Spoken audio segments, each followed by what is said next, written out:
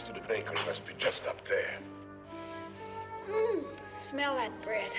Yeah, just like Mother used to make. Well, let's go get ourselves some breakfast. That was a gunshot. I hope they didn't shoot the bread. It ruins the flavor. A car comes screaming up the street and stops where they are.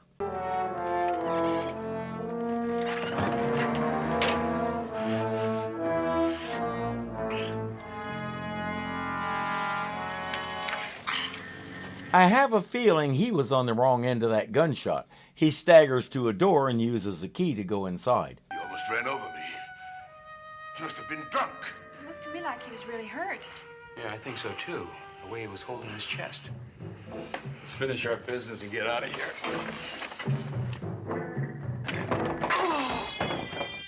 There's no mistaking that sound. Our man is in trouble.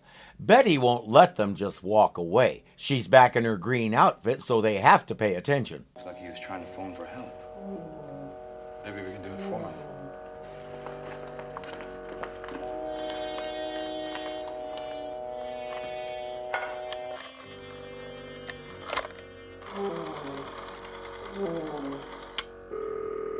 Operator, Operator, I need an ambulance right away. your address, please. I don't know. The numbers are way up there where us little people can't see. I don't know the number, but it's an alley apartment just south of... They'll start yelling and he'll pull his hand back. That's good because Steve couldn't breathe. He says, no ambulance. You're hurt. You got to have medical attention. No ambulance.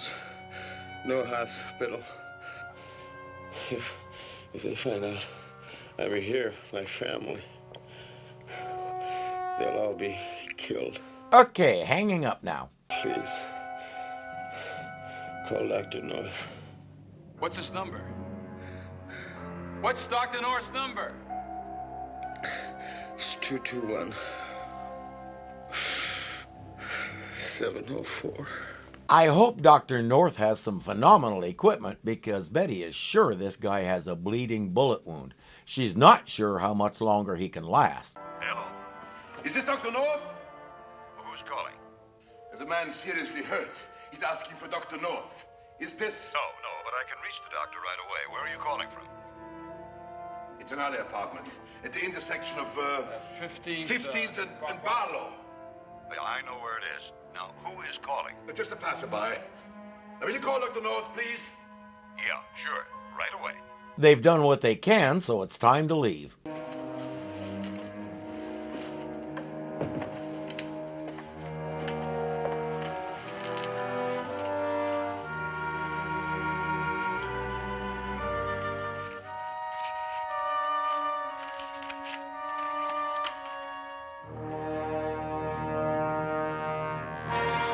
That's Dr. North. She has to search his pockets before she can do any actual doctoring. It's a standard medical procedure in this place. What happened? SID man saw me. He told me to stop. I should have, but I got scared. So you panicked and ran. When he did, the SID guy shot him. Did you finish all the wiring? Yes. All of it? Yes. All I said to go off at 11 a.m. Doctor, you will get me to the plane in time, won't you? And what did you do with the coin? I don't know. I had it in my hand. I must have dropped it. Dropped it? She's furious. She says if the authorities find it, all our plans will be ruined. He says even if they do find it, they won't know what it means, so please help me. No, Amber. I'm afraid that you'll never survive an ocean voyage. At 11 o'clock this morning, perhaps 500,000 people will be destroyed. It doesn't matter to me if it's 500,000 plus one. Come on, we didn't... No, Betty! She won't need to shoot him. Blood loss has already done its terminal task.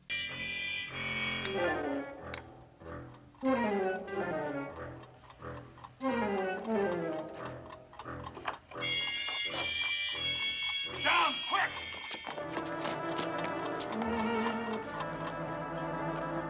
The time bomb goes off and she leaves. Good thing there are lots of things to hide behind inside your average wall. We're lucky we stayed up front. And most of the pressure went to the back of the hole, or we'd be just like him. At least she's gone. Fitz? Fitz?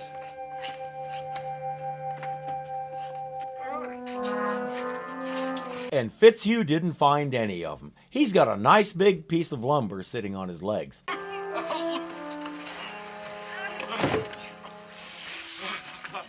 think my leg is broken.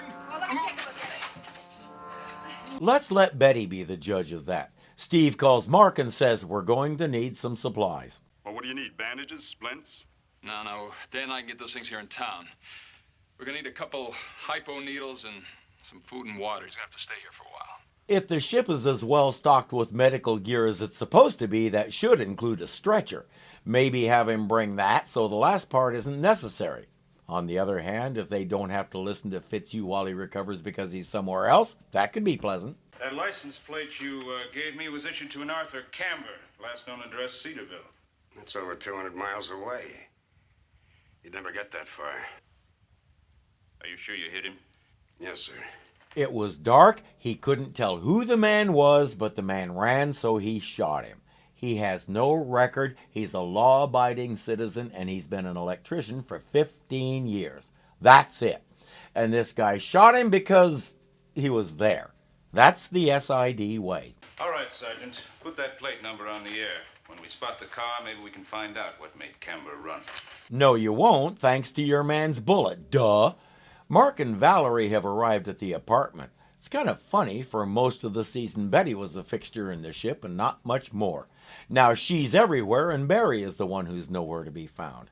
Given the show's record on such things, I'm going to assume Stephen Angram is pregnant. How bad is it, Betty? Oh, well, it's a clean fracture, but he'll need a cast on it. Did you bring the hypo needles? Valerie sterilized him before we left. There wasn't any penicillin in the pharmacy, but I found this stuff on a shelf marked antibiotic. Notice that ever since she stopped being pregnant, Betty is the medical officer. I'm not sure what she means by a clean fracture, but if it's a displaced fracture, they could require a surgeon to set it. Even Betty can't do that, so they'll splint it, give him the antibiotic to protect against infection, and hope for the best. That shot you gave me? I'm burning up. He's right, he is burning up. You know what you've done? You've killed me. I can't find his pulse.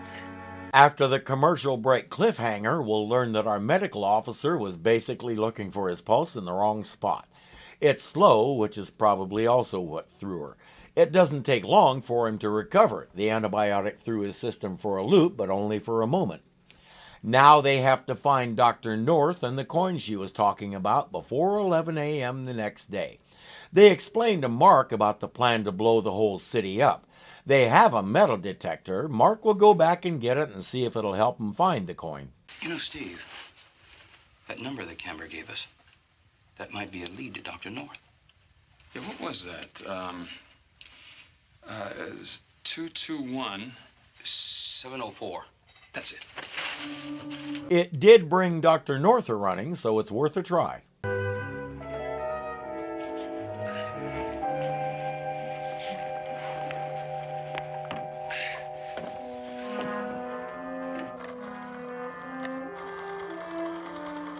We went to the work and expense to build that giant working phone, and by golly, we're going to use it in as many scenes and as many episodes as we can. Operator, may I help you? Yes, this is Sergeant Mills, the police department. I've been trying to reach this number 221704. Doesn't seem to answer, and it should. Now, it's very important that I get the address right away. Yes, Sergeant. One moment, please. That was easy enough. Betty and Valerie will look after Fitzhugh while they go check out the address they got. Someone else is checking out an address.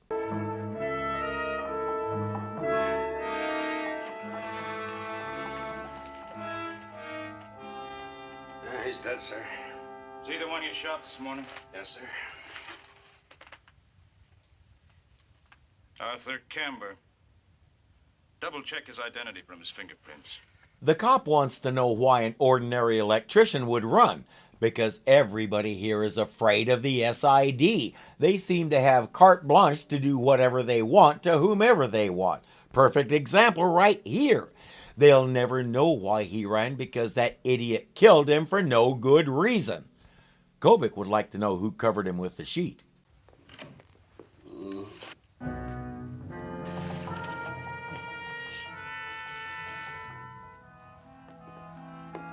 And they'd both like to know how the dead man made that noise. Well, well, the little troublemakers again. It'd be interesting to find out what connection they have with our dead citizen.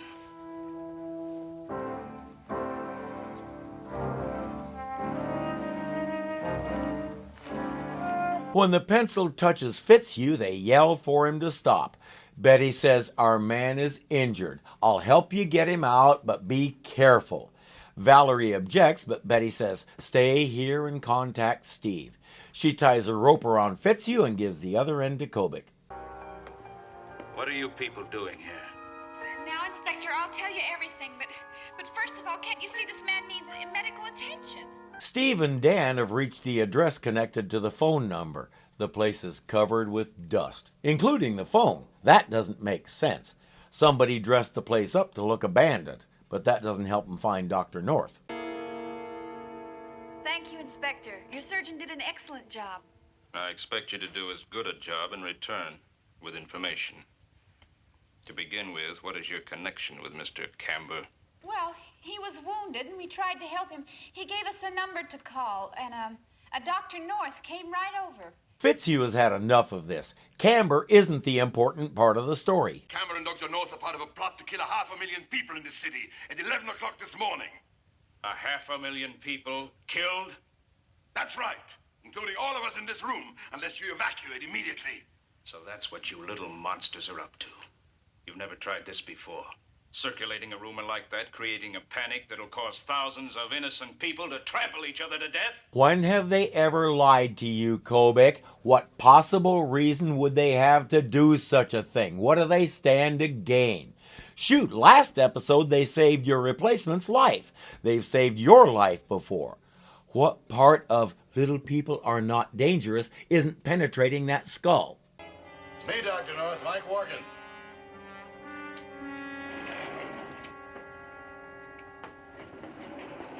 You cleaned out your place? Everything, including fingerprints. And you left the phone? I sprayed the whole place with dust, like you said. It's a little unusual to see Ed Peck playing a bad guy. Most often he played a cop or a military officer or some similar authority figure. He definitely had the look for it. They captured 2 of them. There's no telling what they'll say to the SID. So you know what to do. Francine York is a longtime friend of the channel. She was Lydia Limpet, Bookworm's girlfriend in Batman, and we also enjoyed her as Neolani, the would-be conqueror of the Robinsons on Lost in Space. I talked about her in one of those, I can't remember which one, so you might have to watch them all to find it. Sorry about that. Look out!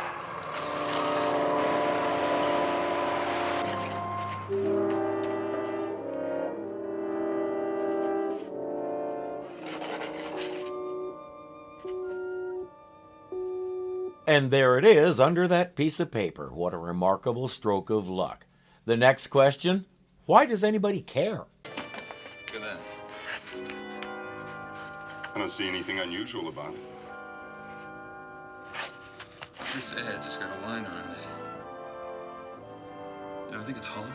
The best way to find out is to put it in a vending machine, and if you don't get a gumball, it's probably fake.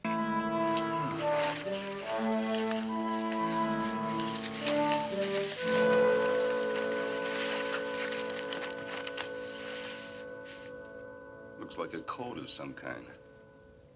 You know, Camber said he had just finished his last wiring job. Is it possible that each one of these dots represent a bomb location? That's what it is. It's a map overlay showing where he planted the bombs. There's just one problem. There are a gazillion maps of this city, and they don't know which one this fits. Steve will go to SID headquarters and try to talk to Kobick. He gives him the coin and says, "Look inside." Meanwhile, our friend Mike is in the hall dressed as a janitor. Dr. North gave him a present for the little people.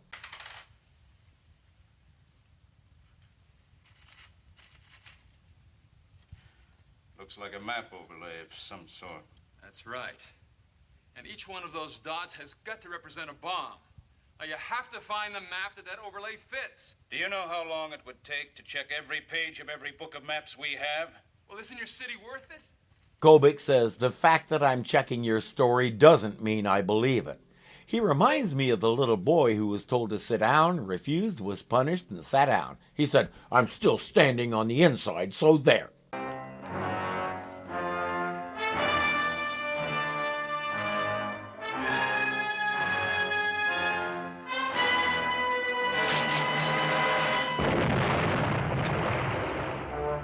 You're welcome for saving your life again, Inspector.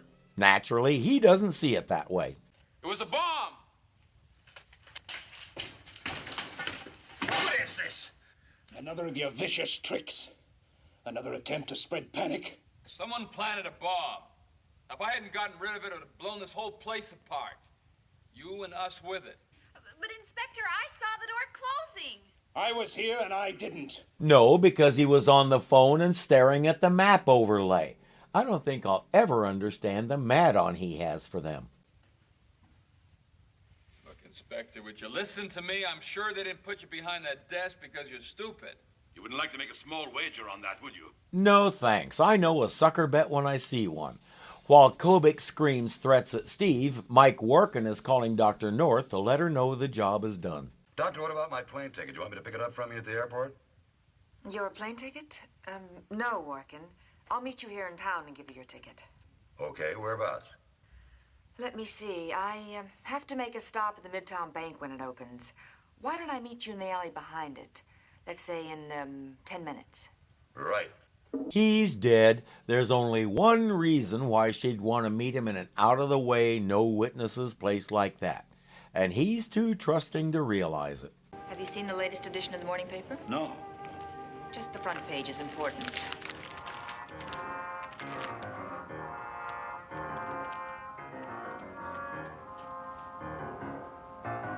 Well, that's just talk from the SID. They never found any fingerprints of mine. I suggest he save his breath and start running. You know how I work. Cut it out, Workin. I'm afraid that paper contains the real truth. Wait a minute, Doctor. That paper is wrong. You know I wouldn't leave any fingerprints. I'd never let prints. I work different than that, Doctor. You can... I told him she's willing to kill 500,000 people. I don't know why these guys never think about the possibility that they're just as expendable. By tracing any overseas flight that the phony Dr. North could take to escape the carnage, Dan was able to track down her real name and address. Dr. Greer, 190 West 14th Street, apartment 7. Now, she may not be the one we're after, but she's the only woman doctor on the passenger list. We'll soon find out. I'll be right there. There's no point trying to tell Kobick. They'd better do this themselves. That's our Dr. North.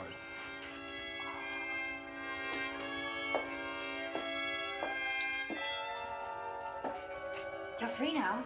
Go on, fly away. When do we move? Right now.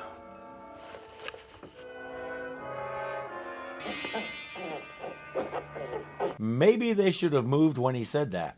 I'm sure that you'll enjoy the view, especially at 11 o'clock. After that, there'll be nothing much left to see. I wonder what she plans to do with the chimp. Probably take him with her. In the 60s, there were times when it was possible to do that. Chimps had to ride in coach, though. Why do you want to destroy the city? You want to start a war? Exactly. A secret society to which I belong has planned it for years. After the war is over, we'll be waiting, ready to pick up the pieces. Ouch! Why, you miserable little... Out you go. Better not, Doctor. Without us, you're not going to be able to recover from that shot I gave you. Something I don't get. These people were trying to start a war. Between this place and where? Who's the enemy? We haven't heard anything about another country or society or other group that's distinct from our operation here, at least not on this continent. So despite what the guy on the radio said, I don't see anybody around to fight with even if the terrorists had succeeded. Steve knows what the side effects are going to be thanks to Fitzhugh, but she doesn't know what he injected her with, so he can tell her anything. We have the only antidote. You gave me an injection? Of what? In less than a minute, you're going to get very warm. You're going to find it difficult to breathe. You're going to get a very high fever.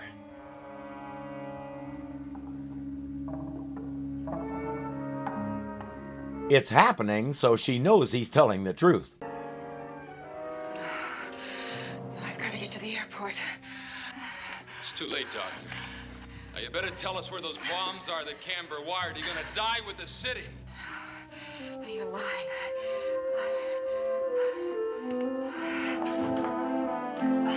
Even if she made it to the airport, I doubt any self-respecting airline would put her on a plane in this condition.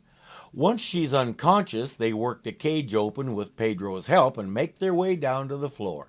The doctor is waking up. The clock says it's 10:45. She can't make it to the airport in 15 minutes. Now, I haven't been unconscious that long. Oh, no? You set the clock ahead. You must have. You're just trying to scare me into telling... Telling us what map that overlay fits? Because that's exactly what you better do unless you want to die.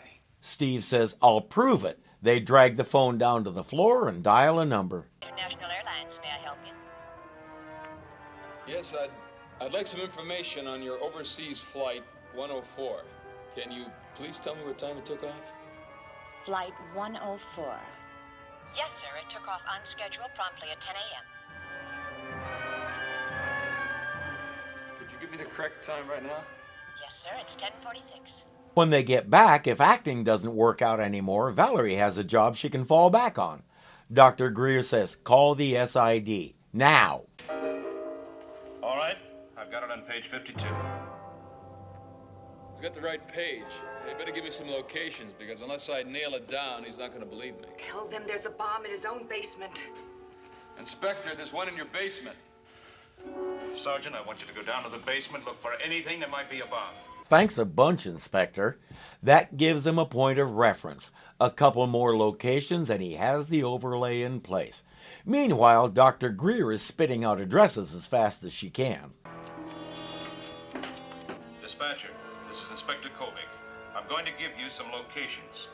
I want a bomb disposal unit ready to enter the basements at each address when and if I give the word. The sergeant finds one in the basement. Wisely, he doesn't touch it. This is definitely a situation you want to kick upstairs. Relax, Doctor. We did set the clock ahead. But you're going to miss your plane anyway. Once the SID gets there, she's going to miss a lot of things.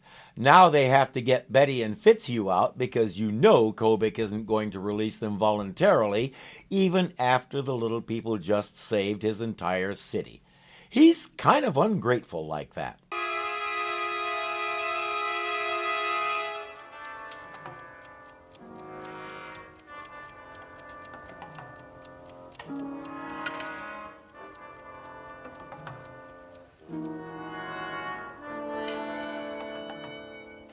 He may be ungrateful, but he has some serious stones. Massive respect. Get a good grip.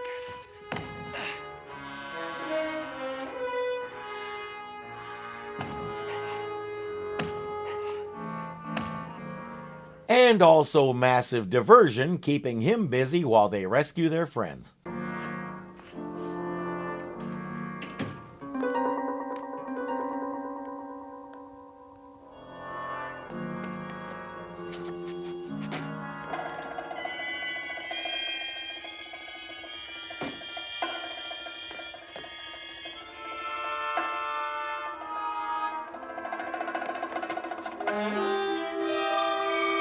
He's determined to catch them all and punish them for something. You didn't really think I was going to turn you all loose, did you? No, as a matter of fact, I didn't. Not unless I made it worth your while. Now, wait a minute, Burton. Why don't you hang up the phone and listen to what I have to say? I'm not interested in anything you have to say. Oh, you're not interested in finding out who the real Dr. North is? Where she can be found?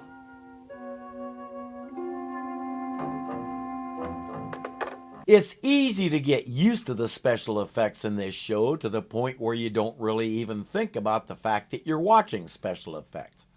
That one made my jaw drop. I have to see it again. The way Kevin Hagen reached his arm around is absolutely perfect, and the matte line around Steve is barely visible. It looks like Kobick really is reaching around a tiny person. Beautifully done. All right, Burton, you got yourself a deal. Who is she and where can I find her? Not till I'm in that vent. You don't trust me? I wonder why. This would be Kobick's last appearance. Kevin Hagen went on to fame as Dr. Baker in Little House on the Prairie, among other things. I would like to have known what he thought of this role, but cancer took him from us in 2005. My assessment? Kobick is infuriating. He's obsessed, he's devious and vicious, and you want to grab him by the lapels and shake him and say, "They are not hurting anyone, leave them alone." In other words, Mr. Hagen did his job and did it very well. Happy trails, sir, and thank you for helping make this show what it is. And so a tremendous threat to this entire planet has been averted. A group of willful people from many nations have been prevented from provoking a cataclysmic war. All through the painstaking undercover work of Inspector Kobick and the SID. He's a modest Right, one. yeah. Oh, they didn't want the credit anyway. All the attention, gratitude, maybe even leave them alone and let them live in peace. Who needs it? Hey, thanks for watching. If you like what you see, please click the thumbs up. It really does help the channel. If you're not subscribed yet, the button looks something like this. So click it and join our little family. There's a bell there that may or may not actually work to give you notifications when we post something, but it can't hurt to click it just in case. Again, thank you for watching, and I'll see you next time. Mark about the plan to blow the whole city. Ow! Don't bite yourself. It doesn't take long. Man. Cliffhanger. Jeez. We went to the working. Another country or society or other groups, I can say society, and you want to grab him by the leave them alone and let them live in peace.